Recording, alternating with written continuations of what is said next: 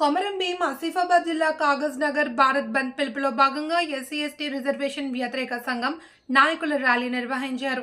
ఈ సందర్భంగా SC reservation కు వ్యతిరేకంగా నినాదాలు చేశారు.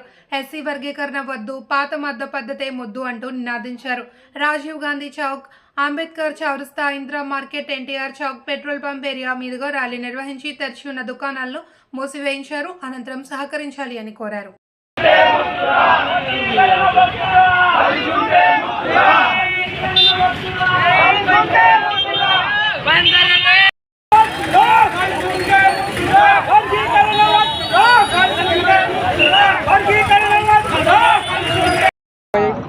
జై భీమ్, జై భీమ్.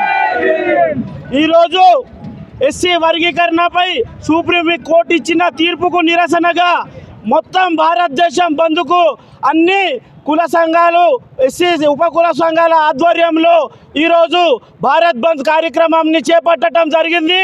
అందులో భాగంగా ఈరోజు మా కాగజ్ నగర్ పట్టణంలో కూడా సంపూర్ణంగా బంద్ను ప్రకటిస్తూ ఈరోజు బంద్ను అందరూ పాటిస్తున్నారు. ఈరోజు ఎస్సీలపై కుట్రపూరితంగా కేంద్రం మమ్మల్ని అందరినీ విడదీస్తూ ఐక్యతని చెడగొట్టి రాజకీయాన్ని, రిజర్వేషన్లు రద్దు చేయడానికి బీజేపీ ప్రభుత్వం, కేంద్ర ప్రభుత్వం కుట్రపూరితంగా చేస్తున్న ఈ కార్యక్రమాన్ని మేమందరం ఎస్సీలం కానీ, ఎస్టీలం, బీసీలం కానీ అందరం ఐక్యంగా కలిసిమెలిసి ఉండి ఈ కుట్రని మేము విచ్ఛిన్నం చేసి మా ఐక్యతను చాటుకుంటాం.